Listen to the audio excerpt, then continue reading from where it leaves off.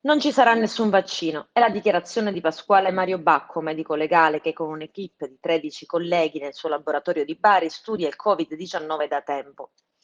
E già a febbraio aveva dimostrato che il nuovo coronavirus circola in Italia da ottobre 2019. I test sierologici mostrano che oltre il 30% della popolazione italiana era entrata in contatto con il Covid, sviluppandone gli anticorpi.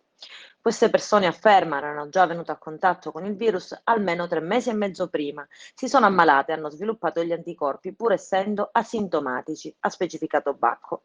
Inoltre gli anticorpi non sono a vita, durano pochi mesi e proprio per questo sarà pressoché impossibile trovare un vaccino. In questo il Covid è come l'HIV, sono virus che mutano. Può essere che la popolazione verrà chiamata a sottoporsi al vaccino a giugno, ma quello stesso vaccino a ottobre non servirà più. Io ho visto in laboratorio come muta questo virus, è quasi come l'HIV prosegue, quindi il vaccino non ci sarà mai. L'unica cosa che ci salverà se il virus dovesse diventare più aggressivo è un farmaco specifico. Nella teoria di Bacco c'è un fatto ancora più eclatante.